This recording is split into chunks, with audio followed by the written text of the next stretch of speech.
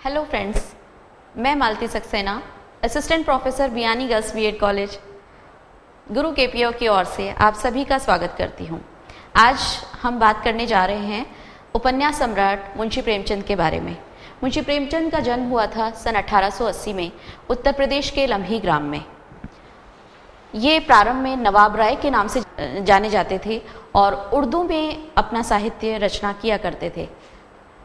मुंशी प्रेमचंद ने 1907 में अपना उर्दू साहित्य प्रकाशित किया था सोजे वतन के नाम से, जिसे ब्रिटिश सरकार ने जब्त कर लिया था और उसके बाद ये हिंदी में साहित्य रचना करने लगे।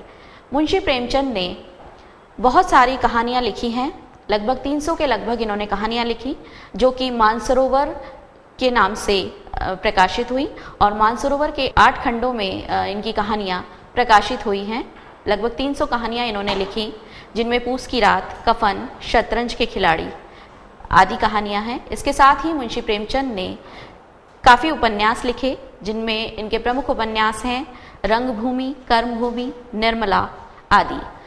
मुंशी प्रेमचंद के जो चरित्र हैं वो स्वतंत्रता के उस दौर के चरित्र हैं जब एक तरफ तो ब्रिटिश सरकार शोषण किया करती थी किसानों का, दूसरी तरफ जमींदार वर्ग जो था वो भी उनका शोषण किया करता था। तो प्रेमचंद के जो पात्र हैं वो समाज से अभिप्रेरित हैं, समाज से लिए गए हैं, और जो शोषण का चित्रण किया गया है वो इनके पात्रों के जरिए उन्होंने शोषण के विरुद्ध आवाज़ उठाई है। इसके साथ ही मुंशी प्रेमचंद ने पशुओं के माध्यम से भी मनुष्य और पशुओं के भावात्मक संबंधों का चित्रण किया है।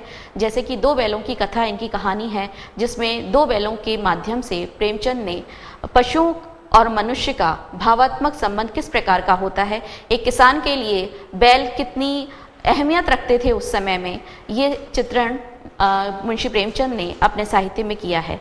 इनके जो पात्र हैं वो समाज के शोषित वर्ग के हैं। इसके साथ ही उनके मनोवैज्ञानिक समस्याओं का चित्रण भी इन्होंने किया है। जैसे कि पूस की रात कहानी है, उसमें हल्कू किसान अपने ठंड के समय में सोता रहता है खेत में और उसका खेत जानवर चर जाते हैं।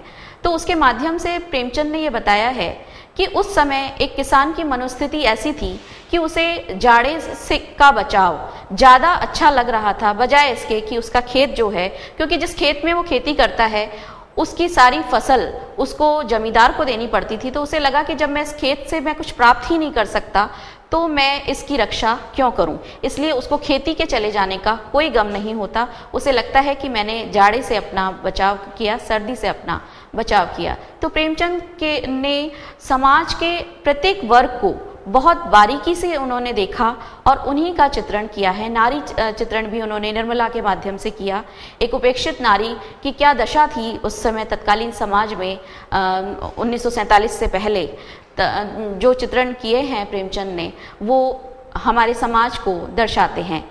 प्रेमचंद ने काफ़ी नाटक भी लिखे। उन्होंने अपने कहानी के जो पात्रों का चरित्र चित्रण किया है वो तत्कालीन समाज की स्थिति को दर्शाता है। इसीलिए अमृत राय ने उन्हें कलम का सिपाही संज्ञा दी है। और प्रेमचंद का व्यक्तित्व इतना सीधा और सरल था कि वे कभी भी अपने को एक साहित्यकार की श्रेणी में उन्होंने नहीं समझा, बल्कि जो उनको लगता था, जो उनके दिल से निकलता था, वही वो अपनी कलम से लिखते चले जाते थे।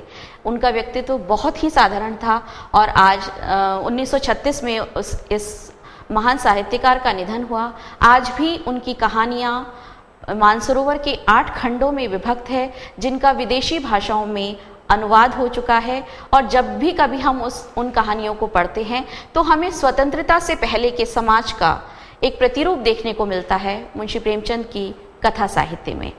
और अधिक जानकारी के लिए आप लॉग ऑन कर सकते हैं www.gurukpo.com। धन्यवाद।